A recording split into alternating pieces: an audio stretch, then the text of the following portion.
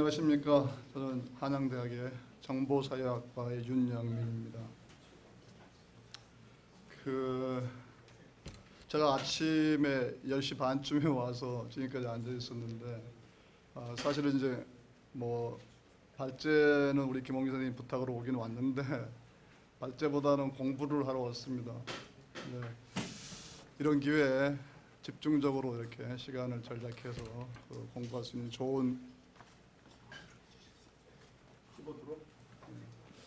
기회라고 생각을 해서 와 있었습니다. 근데 발제를 하기 때문에 질문을 굉장히 자제를 많이 했는데 답보다는 지금 질문이 제 머릿속에 꽉 차 있습니다. 그래서 한 가지만 말씀드리겠습니다. 저는 이제 사회학자인데 사회학자하고 지금 여기서 이제 진행되고 있는 어떻게 보면은 심리학이나 아니면 전자공학이나 아니면 전자계산학이나 이런 분들하고 차이가 어디 있는가 하는 것을 잠깐 말씀드리겠습니다. 제가 아침부터 여기 와서 느낌이 뭐냐면은 딱 제가 실험실에 들어와 있는 느낌입니다. 계속 인간에 대해서 얘기를 하는데 제가 하는 인간과 여기서 얘기하는 인간이 너무 다른 인간이에요. 여기서 지금까지 거론된 인간은 다 실험실 속의 인간들이더라고요. 우리가 현실에서 만나는 인간이 아니에요. 그 현실에서 만나는 인간 중에서 아주 특별한 부분만을 집중적으로 우리가 인간이라고 지칭하고 있더라고요. 그래서 과연 내가 사회학도는 살아있는 인간을 얘기를 해야 되는데 이거 여기서 얘기하면은 전혀 다른 인간이라는 이름 하에 다른 존재에 대한 얘기가 될 텐데 그래도 될까 해서 굉장히 두려워요. 긴 얘기는 못 드리겠고 다만 이제 시간도 짧다 그러니까 몇 가지 소회 비슷하게 제 말씀을 드리도록 하겠습니다. 제 드리는 말씀의 요지는 아주 간단합니다.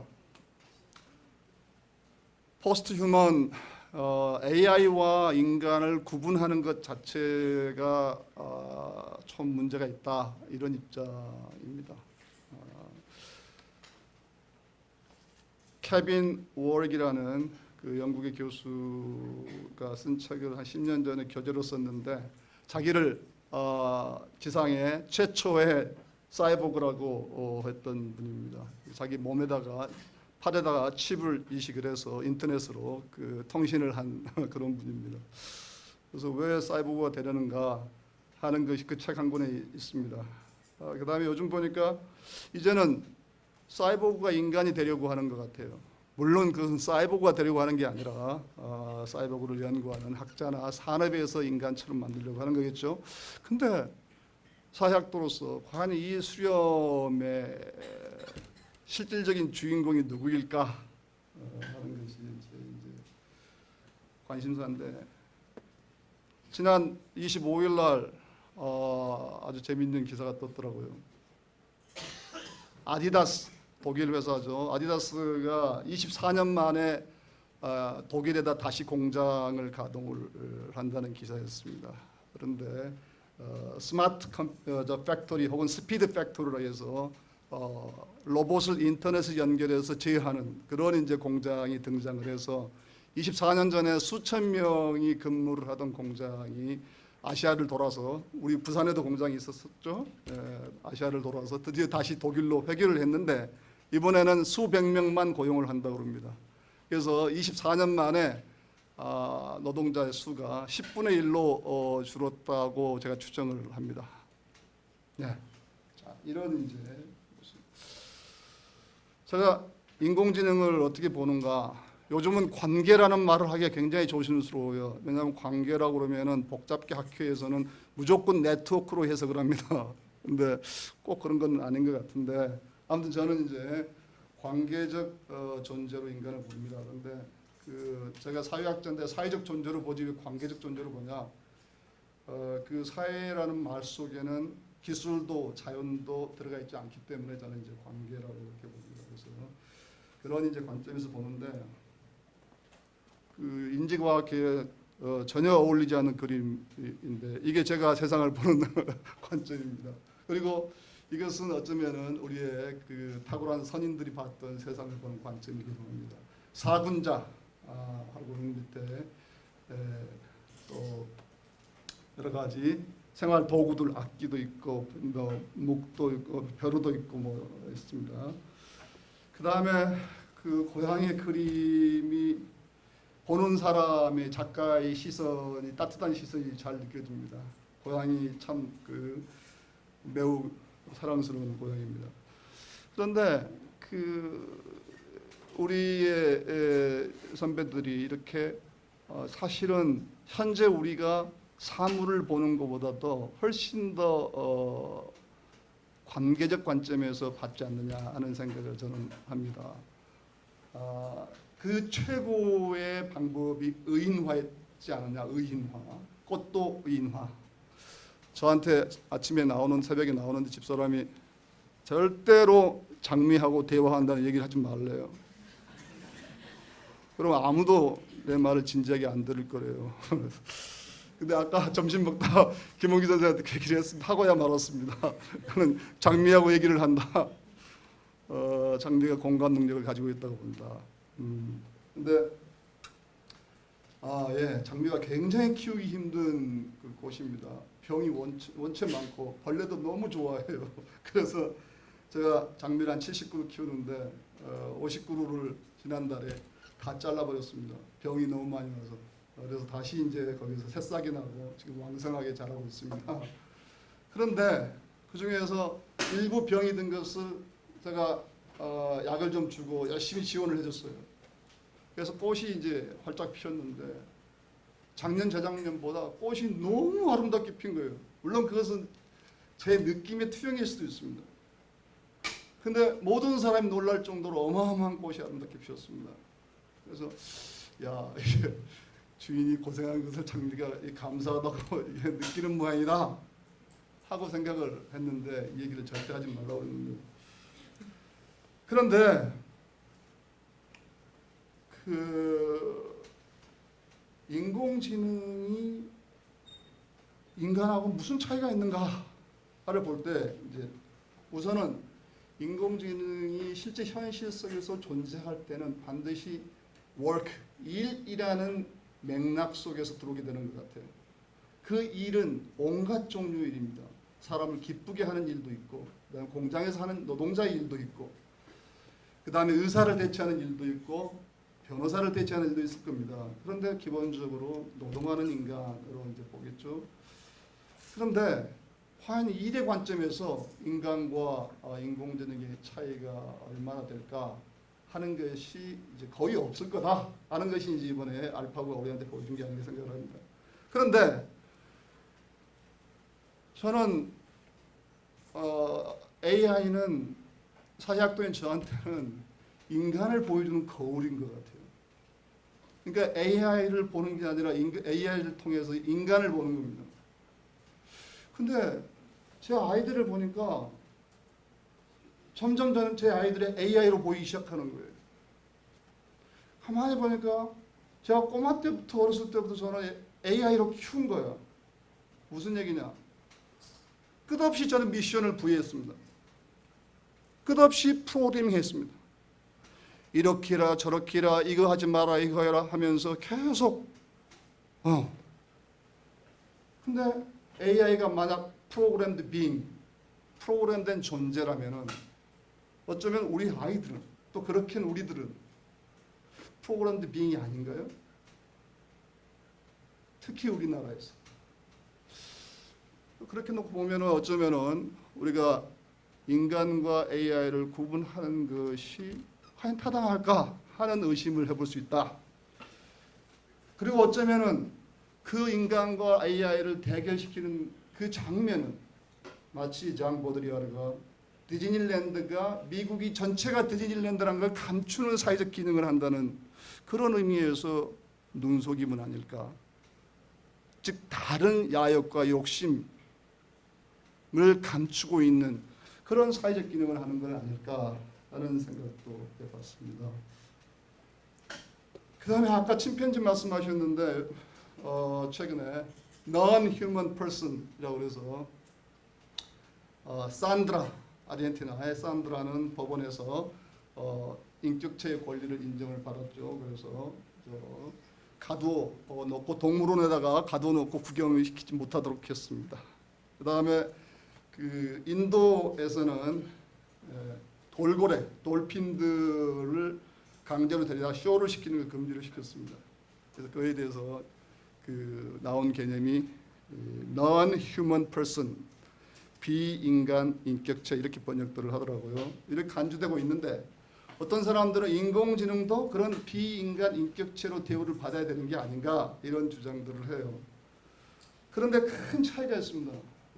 아까 침팬지와 우리 지능에 있어서의 뭐 큰 차이가 없다고 말씀하시는 것 같지는 않은데 큰 차이가 있죠. 지능 정도와 지능을 갖고 있는 것은 동일하지만은 그런데 이 법원이나 인도의 그 환경부가 침팬지를 보는 것은 적어도 인간에 준하는 지능을 갖고 있다 이렇게 인정을 한 겁니다. 그런데 제가 해석할 때는 그 전제가 높은 지능을 가지면은 높은 자의식을 반드시 갖고 있다 하는 믿음이 아닌가. 근데 과연 지능과 자의식, 아까 앞에 계속 얘기가 나왔습니다. 지능과 자의식이 그렇게 긴밀한 연결성을 갖고 있을까 하는 것에 대해서, 즉 지능이 높으면 자의식을 갖는다, 혹은 지능이 높으면 공감 능력을 갖는다 하는 것이 보편적인 진실, 어떤 그러한 명제일까? 과연 그 점에 대해서 과학적인 증거가 있을까에 대해서 저는 좀 의심합니다. 그런데 인공지능의 경우는 이 점이 아주 특별히 심각한 것 같아요. 왜냐하면 이미 지적 능력에 있어서는 우리를 넘어서, 인간을 넘어설 수 있거나 동일한 정도의 그 능력을 갖고 있는데, 그렇다면은 만약 자의식 부분만 인정받을 수 있다면은 그 non-human person이 아니라 이제부터 super-human person이 아니면 post-human person으로 인정을 받아야 되는 게 아닌가.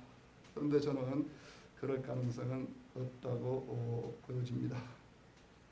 저는 지능과 공감 능력이 구분되어야 된다고 보고, 그 아까 아침에 그 김홍기 선생님 empathy 얘기하면서 mind reading of others 이렇게 표현을 하셨던데 제가 다소 문제 제기를 좀 했습니다. 그게 왜 mind reading이냐? 저는 mind라고 보지 않는다.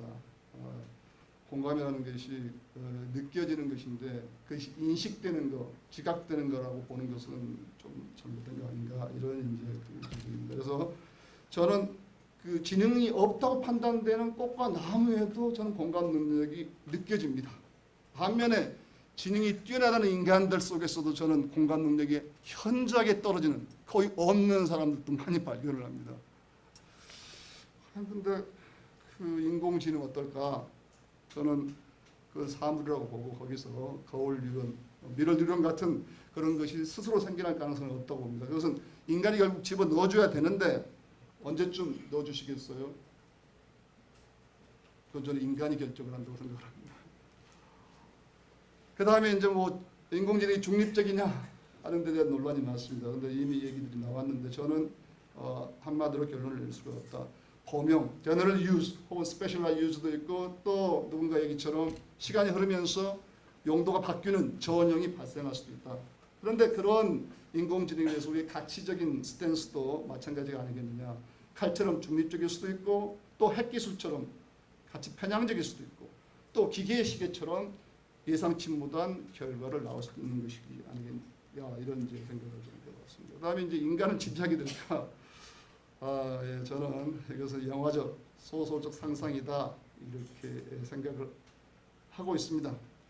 만약 사이보그에게 인간이 권력과 지배 욕구를 넣어준다면 가능할지도 모르겠죠. 그런데 그럴 가능성은 거의 없어 보입니다.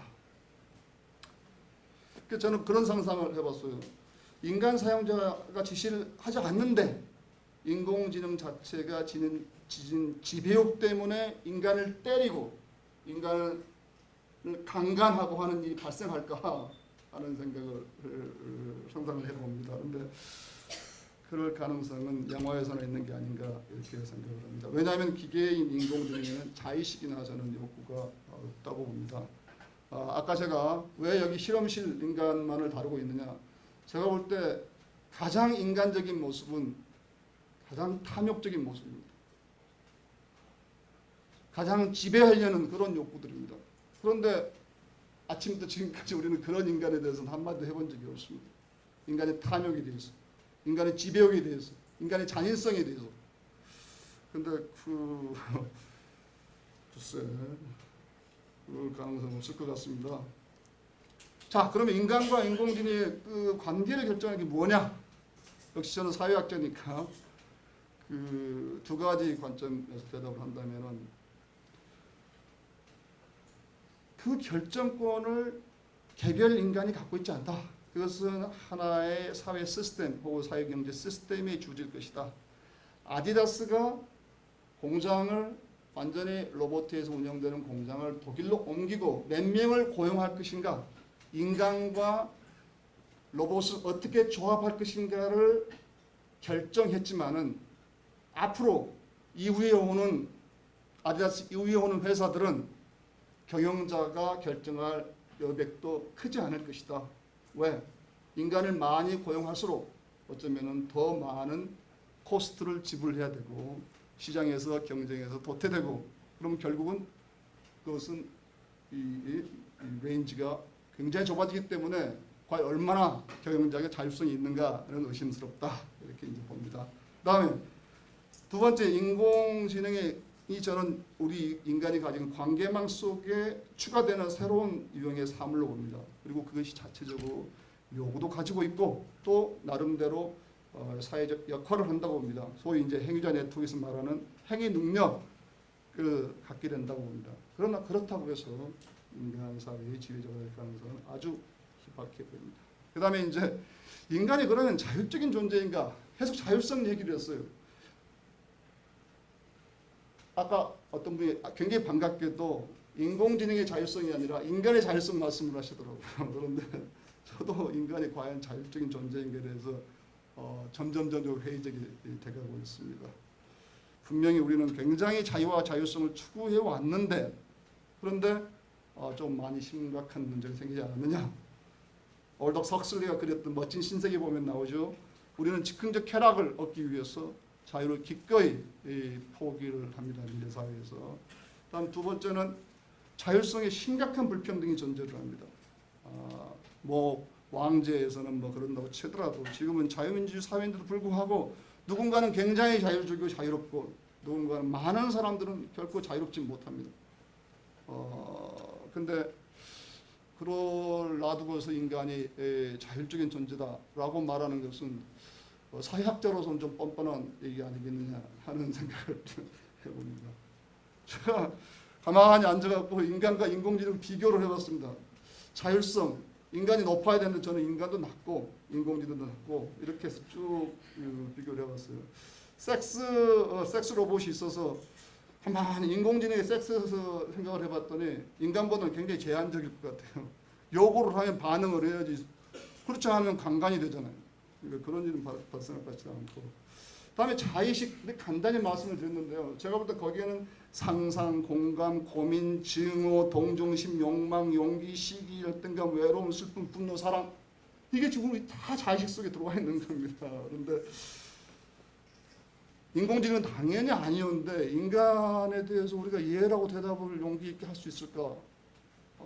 이렇게 놓고 보면 도대체 인간과 인공지능을 구분하는 것이 얼마나 의미 있는 것인지 잘 모르겠어요. 그래서 결론을 보니까 인간은 굉장히 지속적으로 다운그레이드가 되고 있는 것 같고 인공지능은 업그레이드가 되고 있는데 그 속도가 인간이 다운그레이드 되는 쪽이 더 빠른 게 아닌가. 그래서 점차 불가능해지는데 아까 어떤 분이 말씀하신 것처럼 이제 세월이 흐르면 한 100년쯤 지나면은 인공지능, AI 컬처가 올 것 같아요. 그 AI 컬처가 등장을 하면은 그 문화에서는 인간이 인공지능을 닮아야 한다는 강박관념을 안고 살 것 같아요. 그래서 그때쯤에는 튜링 테스트 대신에 인버스 튜링 테스트가 등장하지 않을까. 즉 인간을 골라내는 테스트입니다. 경영자들은 골치 아파요. 자꾸 사람이 인간인 척을 하는 거예요. 근데 고용하면 효율성이 떨어지는 거예요. 그러니까 인간을 걸러내야 되는 이런 상황이 되지는 않을까. 그런데 그 전까지는 정말로 우리가 두려워할 대상은 인공지능이 아니라 바로 그 인공지능과 인간을 모두 다 지배하는 야욕에 찬 인간, 그리고 그 인간들이 만들어낸 사회 시스템이 아닌가 이렇게 생각을 합니다. 감사합니다.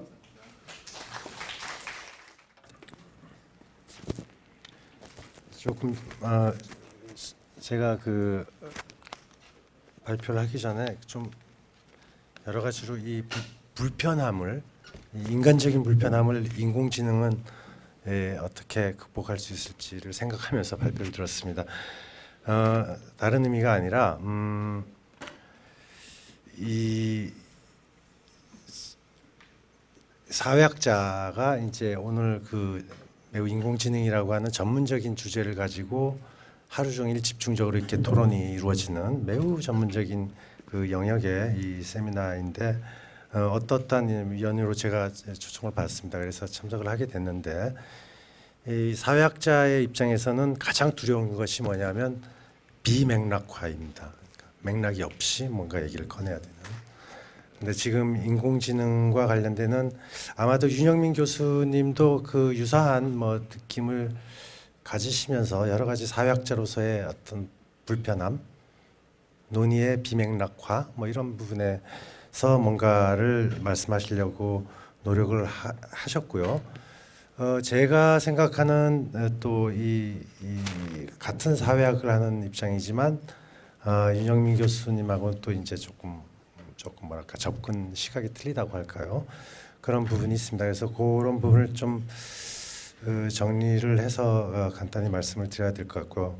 저는 오늘 이 분위기가 이런 줄도 몰랐습니다. 집담회 형태, 그 라운드 테이블 형태의 이 다양한 전공자들이 모여서 이렇게 자유롭게 이렇게 크로스 인터디시플리너리한 그런 토론이 될 줄 알았는데 이렇게 계속 연이어서 발표가 쭉 이어지더라고요. 그래서 제가 조금 당황스러웠습니다. 이런 상황에 인공지능은 어떻게 대응했을까 싶네요. 다음번에 아마 이런 똑같은 반복적으로 이런 자리에 초청을 받는다면 인간인 저는 안 올 것 같아요. 인공지능은 올 것 같고 자기 미션을 수행하기 위해서. 그렇습니다. 조금 농담이 섞여 있었고요. 제가 준비한 것은 토론 발표문은 절대로 아니고 토론문도 아니고 이 노트입니다. 노트도 지금 유영민 교수님이 발표하신 내용은 일주일 전에 제가 초안을 보내주셨는데 또 그 사이에 많이 또 내용이 보강이 돼 있더라고요. 그러니까 제가 처음 보는 내용을 또 앉아서 들었고요. 그러니까 충분한 그 윤영민 교수님 발표문에 대한 코멘트는 좀 생략하기로 하고요. 전체적으로 발표의 요지는 뭐 당연히 사회학자라면 이 사회적 관계 문제에 관심을 가질 수밖에 없고 여러 가지 이제 뭐 인공지능의 중립성, 인공지능의 사회적인 역할이 뭐냐, 노동은 뭐냐, 뭐 이런 질문 그리고 중요한 포인트이죠. 이윤 교수님의 그 자의식에 대한 인간의 자의식을 그 인공지능은 어떻게 확보할 수 있을 것인지 아니면 어떻게 모방할 수 있을지 또는 모사할 수 있을지에 대한 질문, 의문 그리고 재밌었던 거는 인버스 튜링 테스트가 참 재밌었고요. 연이어서 제가 제 나름대로 생각하는 몇 가지 이걸 어떻게 하지? 한 페이지 돌릴 수밖에 없겠네요. 몇 가지 단상만 말씀을 드릴 수밖에 없겠는데요. 전체적으로 지금 최근에 이루어지고 있는 인공지능에 대한 여러 가지 담론이라고 저는 설명을 하고 싶은데 이 담론의 수준이 뭐 한 지난 20-30년 동안 많이 이제 뭐 정교화됐다고 할까요?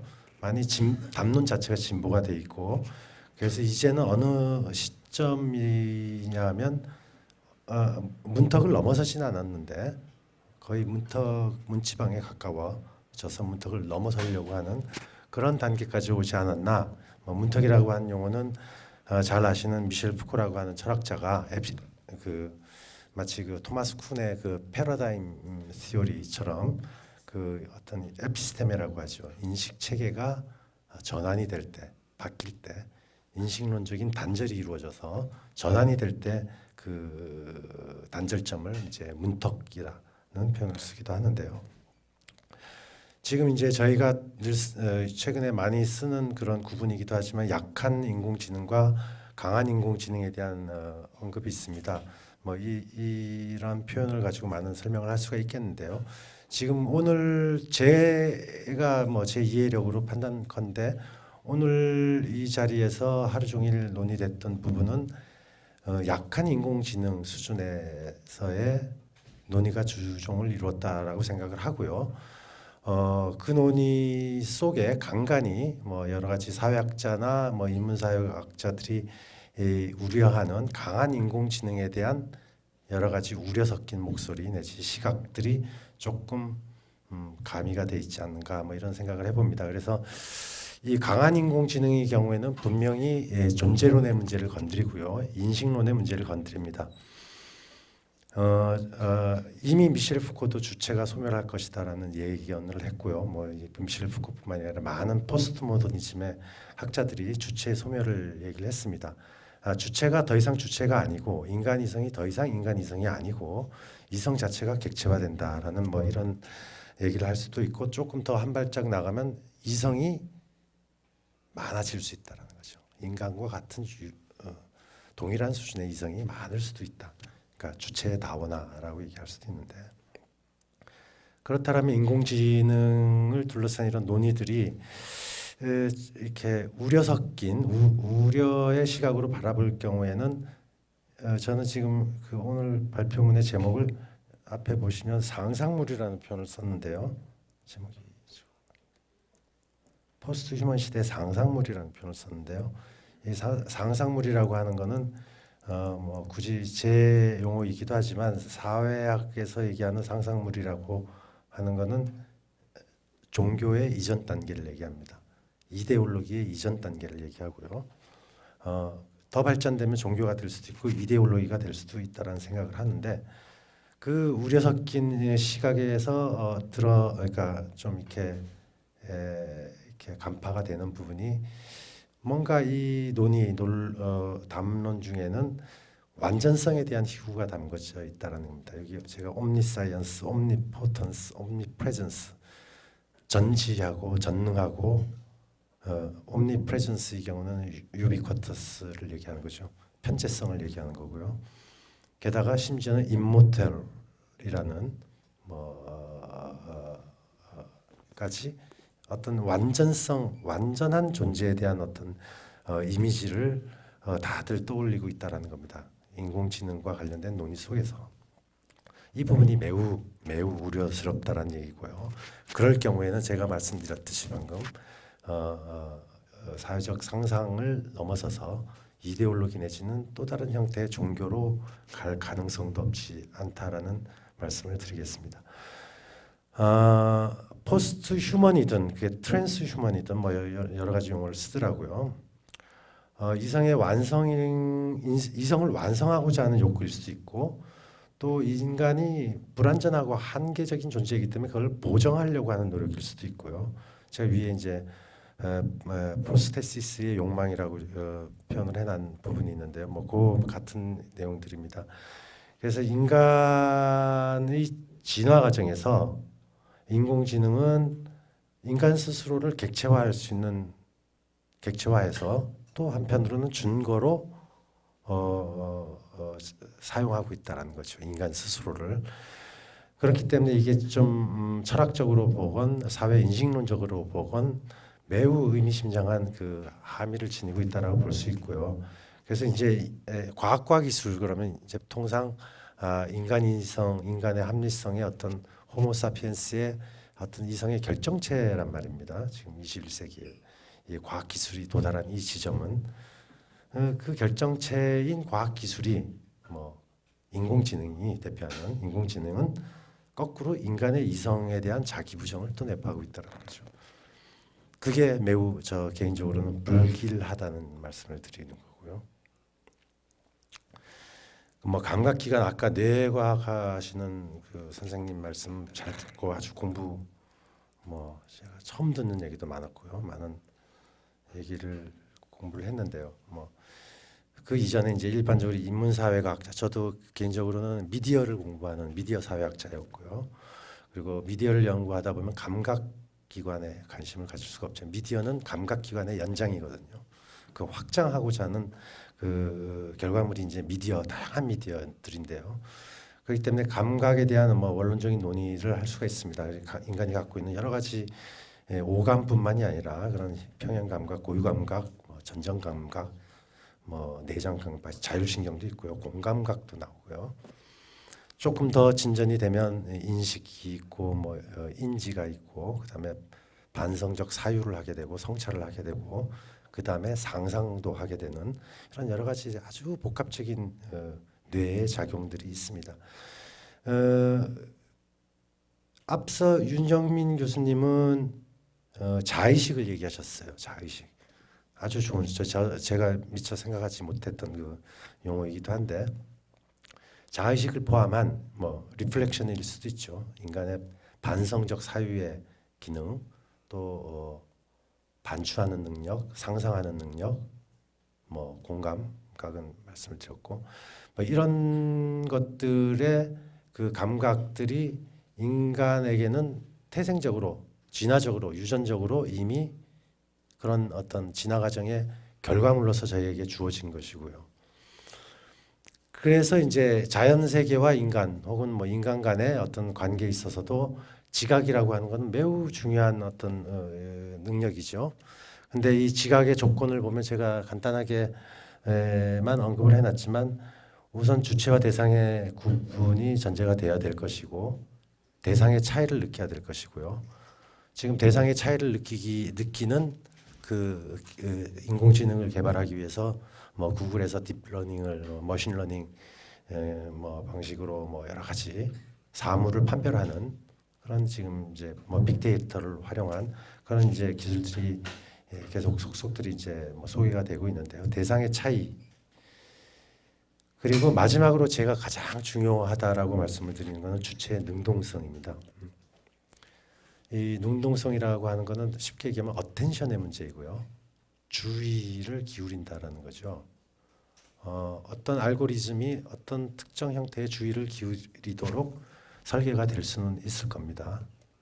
근데 인간은 매우 주의를 집중해서 몰입을 할 수도 있지만, 때로는 매우 주의가 산만할 수도 있어요. 무심코 인식을 할 수도 있습니다. 문득 인식을 할 수도 있어요. 그러니까 인간이 가지고 있는 아마 뭐 저 개인적인 의견이긴 하지만 이런 의미의 주의력을 둘러싼 주체의 능동성, 지각하는 과정에 있어서의 이 능동성은 어떤 기계적인 복제물도 모방하지 못하지 않을까라는 생각입니다. 왜냐하면 저는 지금 제가 이 발표에 몰입을 하고 있으면서도 여러 가지 주의를 기울이고 있어요. 제 뭐 자세나, 그러니까 제 음성이라든가 시각적으로는 여러분들 보기도 하고, 뭐 여러 가지 복합적인 주의력이 발동을 하면서 지금 특히 이 발표문에 제가 주의를 몰입을 해서 발표를 진행하고 있습니다. 그렇기 때문에 그런 의미에서의 주체의 능동성을 어떻게 기계적으로 확보할 것인지가 이제 좀 의문이다라는 말씀을 드리겠고요.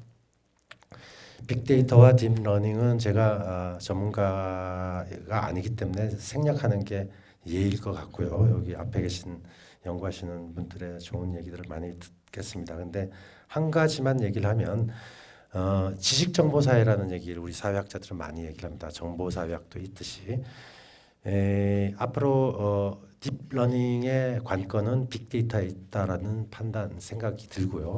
그 빅데이터는 우리가 정보전쟁이라고 얘기했던 의미의 그 연장선에서 더욱 강화된 형태에서 데이터 전쟁이 되지 않을까라는 얘기고, 빅데이터를 누가 얼마만큼 유용한 필요한 빅데이터를 얼마 많은 규모의 양의 빅데이터를 확보하느냐 여부에 따라서 아마 승패가 뭐 경쟁을 한다라면 승패가 좌우가 되지 않을까라는 얘기고, 결국에는 오늘 제가 또 전체적으로 보면서 느낀 것 중에 하나가 여러 가지 레토릭이 너무 난무하는 것 같아요.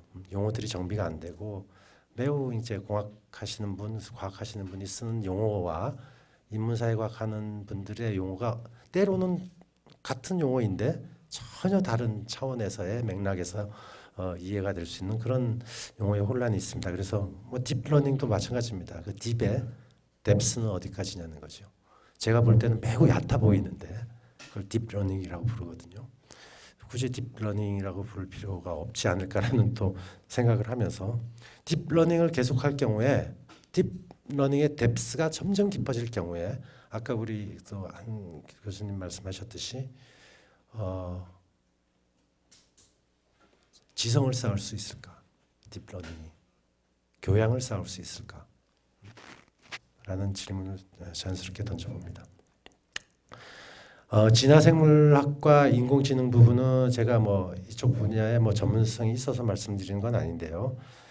잘 아시는 그 도킨스 같은 그 이기적 유전자의 저자 도킨스가 사회학자들에게는 매우 뭐 조금 뭐랄까 자극적인 그 용어를 쓰고 있는 게 있습니다. 그게 바로 밈입니다. 밈. 진이 아니라 밈인데요. 이 밈이라고 하는 것의 정의를 제가 다시 한번 찾아서 이렇게 정의를 그 소개를 드리는데 문화의 전달 과정에서 유전자처럼 복제 역할을 하는 중간 매개물 또는 이러한 역할을 하는 정보의 단위, 양식, 유형, 요소 등등등 뭐 이런 겁니다. 모든 문화적인 것들이 밈의 범위 안에 존재한다. 물론 가설이죠, 가설, 이론적인 가설인데 이런 형태의 정의 내지는 밈이라고 하는 개념을 가지고 또 생각을 하다 보니까 어느 정도 빅데이터와 이 밈이라고 하는 것이 결합이 될 수 있는 여지도 있지 않을까라는 생각을 합니다. 그래서 좀 말씀을 이렇게 소개를 드리는 거고요. 뒤에 부분 밑에 부분 생략을 하겠습니다. 그 미메시스 인간의 뭐 예술 문화 예술과 테크놀로지와 인공지능의 부분인데 그 마침 제가 머리를 정리하다가 어제 기사를 하나 발견한 게 한국에 지금 지난주에 왔던 그 서울 디지털 포럼 때문에 와 있는 스티븐 핑커라고 하는 교수가 최재천 교수님하고 대담을 하면서 신문 지상으로 대담을 했는데 아주 단호하게 얘기를 하더라고요. 인공지능의 지능은 지능이 아니다라는 얘기를 하더라고요. 그런 의미에서 저도 지금 인공지능이라고 하는 용어를 쓰지 말고 AO라는 용어를 쓰면 차라리 어떠냐? Artificial Organism이라고 하는 표현이 더 적절하지 않을까라는 생각도 해봅니다. 시간이 많지 않기 때문에 이제 거의 왔는데요. 인간 사회학자에게는 인터페이스보다 더 중요한 것이 인터랙션이고요. 인터랙션보다 더 중요하게 우리가 생각해야 될 것이 커뮤니케이션의 문제입니다. 커뮤니케이션은 뭐 아까 그 공감과 엠퍼시의 문제일 수도 있고 공감각의 문제일 수도 있고 뭐 여러 가지 감각 등이 그 융합된 형태로 결합되는 뭐 그런 형태의 인간만 가지고 있는 매우 고유한 기능이라고 생각을 하고요. 그 관계성, 커뮤니케이션의 관계성 속에서는 당연히 뭐 한국어로 번역하면 의사소통이지만 그 안에는 권력의 문제, 자본의 문제, 소통의 문제, 계급 갈등의 문제, 노동의 문제, 뭐 여러 가지 문제들이 다 복합적으로 얽혀 있습니다. 결론으로 이제 줄이겠는데요. 저는 여전히 아직까지 인공지능을 둘러싼 담론은 사회적 상상 수준이라고 생각을 하고 있고요. 앞으로 과학적으로나 공학적으로도 해결해야 될 부분이 많고 사회과학적으로도 조금 더 깊이 있게 논의되고 토론되고 정리돼야 될 부분이 많다는 말씀을 드리고 여러 가지 사회학적인 그 이슈들이 있는데 제가 쭉 나열을 했습니다.